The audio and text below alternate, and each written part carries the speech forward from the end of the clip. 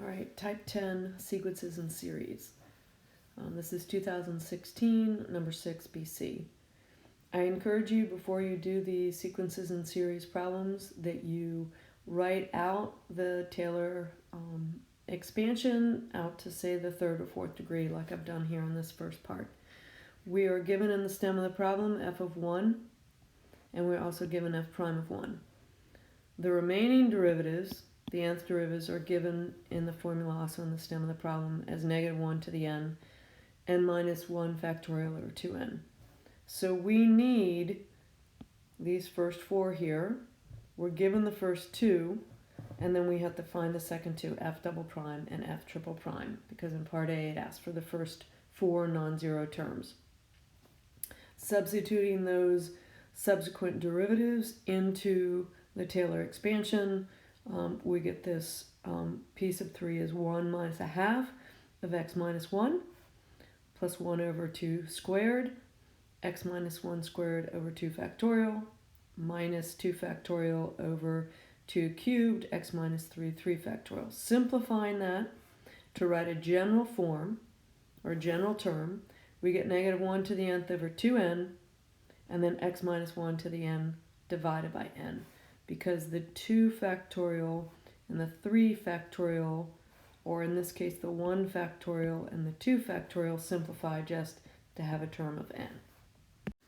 All right, in part B, it tells you in the problem that it has a radius of convergence as 2, and you want to find the interval of convergence and show the work that leads to your answer.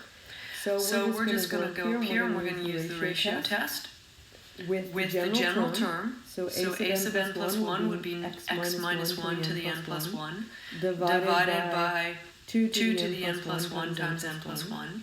And we're going to divide that by a sub n, which is just going to multiply by its reciprocal. A lot of things cancel here are n plus 1 and n cancel to a factor of 1. X minus 1 to the n plus 1 and x minus 1 to the n cancel to a single factor of x minus 1. And to the n divided by 2 to the n plus 1 simplifies to just 2 in the denominator. That's the absolute value. We want that less than 1. We're going to multiply each side by 2. We get -2 less than x minus 1 less than 2. That gives us an interval from -1 to 3. We need to check the endpoints at x equals 3. Putting 3 in for x, that becomes 2 to the nth divided by 2 to the nth, which is going to leave us with -1 to the nth divided by n. This is converging by the alternate series test. At x equals -1, we end up with a -2 to the nth over 2 to the nth.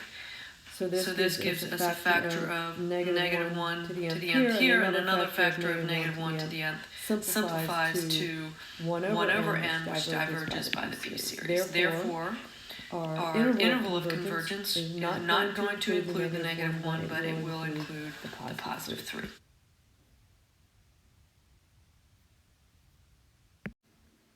In part C, we're going to use the Taylor series to approximate f of 1.2.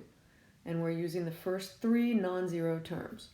And so I'm going to put 1.2 in for x, wherever x is in the first 3 non-zero terms.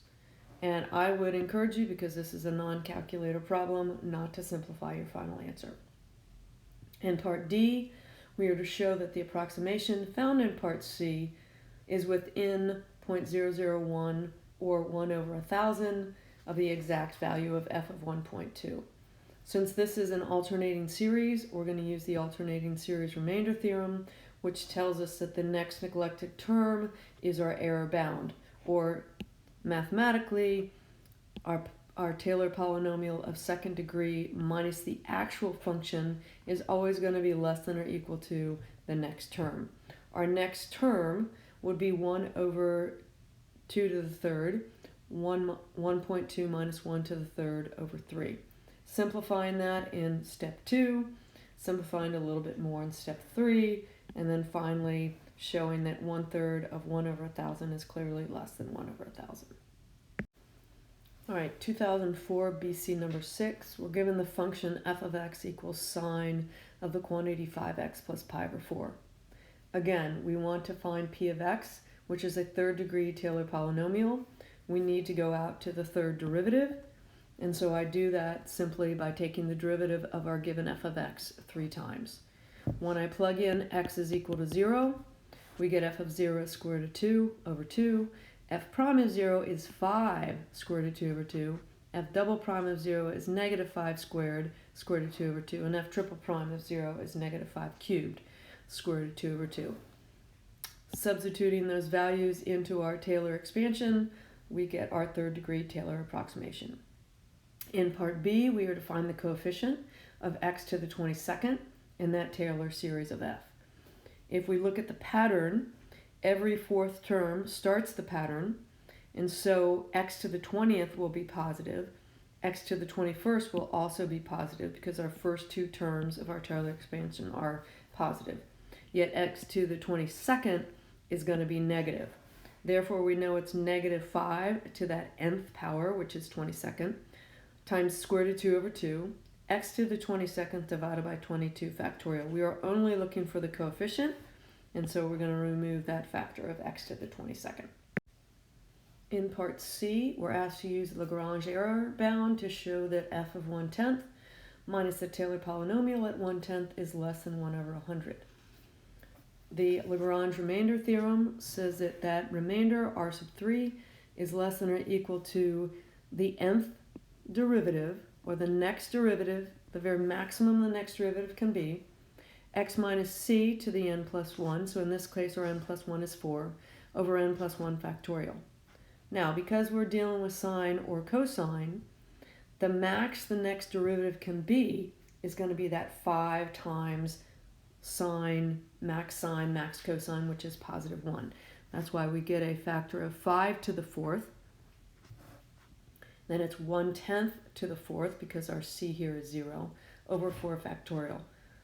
Multiplying that out, simplifying just a bit, we get 1 over 24 times 16, or 1 divided by 384, which is less than 1 over 100. In part D, it gives us that g of x is equal to the integration from 0 to x of f of t dt. So I'm just going to rewrite our f of t right here, and we're going to integrate from 0 to x. And then g of x becomes square root of 2 over 2x, 5 square root of 2 over 4, we need an extra factor of 2 here, x squared, minus 25 square root of 2 over 6, 2 factorial. That 6 comes from a factor of 3 when we get x cubed when we integrate.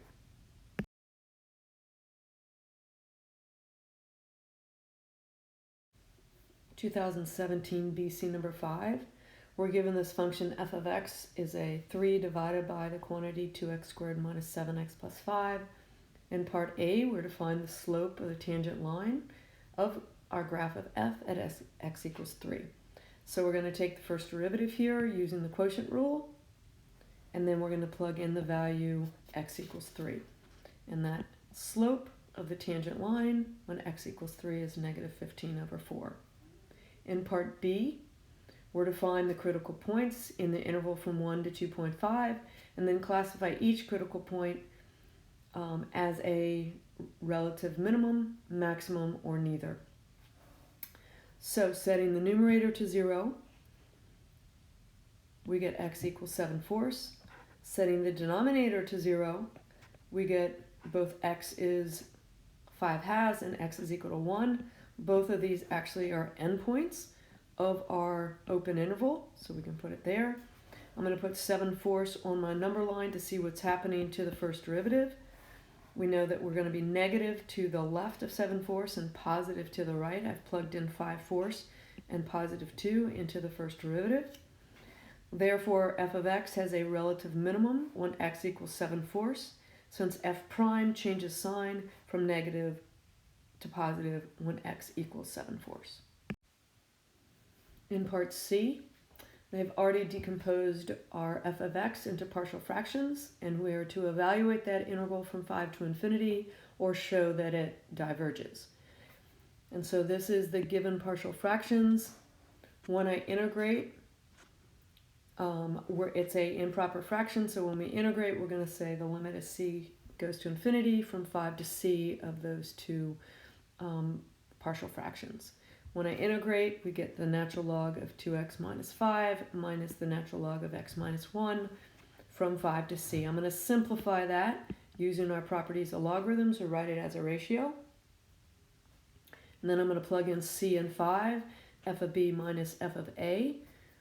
As we go to infinity, this rational expression 2c minus 5 over c minus 1 simplifies just merely to c, or excuse me, merely to 2, and we get the ln of 2 minus the ln of 5/4. When I simplify that, we get the ln of 8/5. In part D, we are to determine whether the infinite sum of our f of x, or 3 divided by 2n squared minus 7n plus 5, converges or diverges.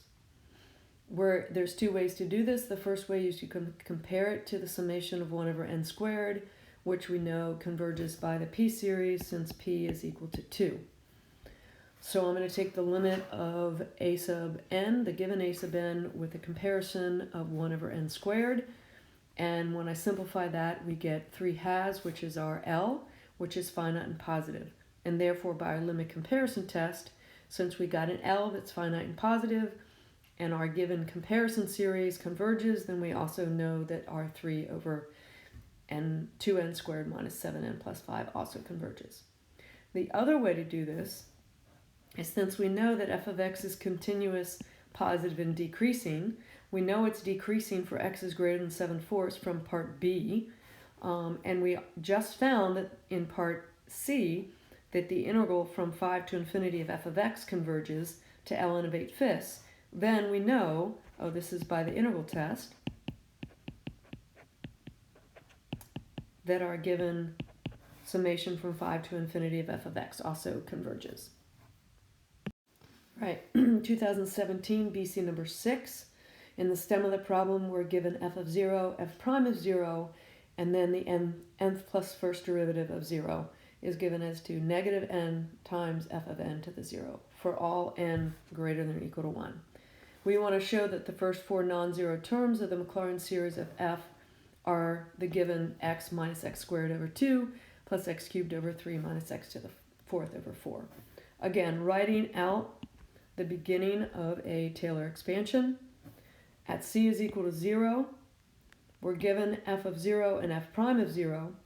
Using the given formula for the nth plus first derivative, we can find f double prime of 0, f triple prime of 0, and the fourth derivative at 0. We get -1, 2, and -6. So putting those values into our Taylor expansion, f of 0 is 0, f prime of 0 is 1 times x minus 0, x double prime of 0 is -1 over x squared over 2 factorial, etc. When I simplify these, we do indeed get the given 4th degree Taylor polynomial. And then finally it asks for the general term. It's an alternating series with x to the nth over n.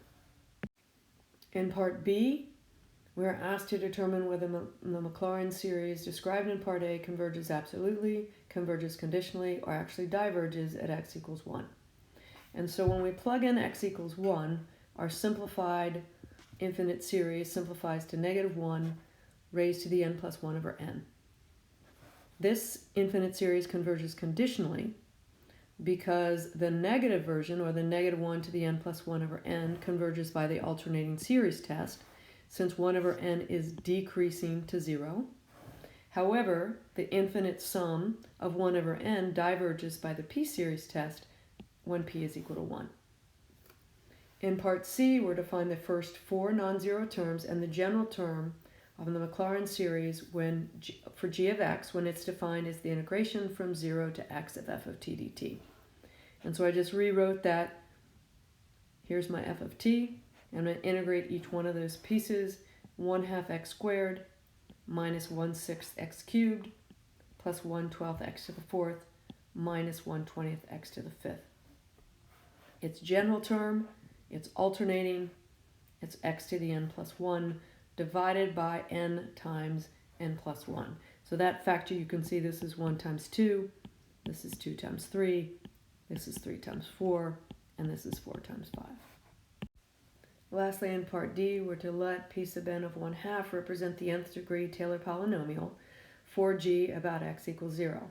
And we're evaluating it at x equals 1/2, where g is defined as the function in part C. We're to use the alternating series error bound to show that the 4th degree Taylor polynomial evaluated at 1/2 minus the actual function, which we don't know, is less than 1/500.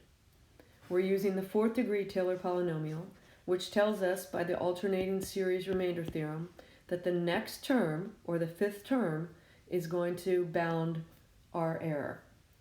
And our a sub 5 is x to the 5th over 4 times 5. When x is 1/2, plugging in 1/2 for the x to the 5th, multiplying by 1/20, simplifying, we get 1/640, which is less than 1/500.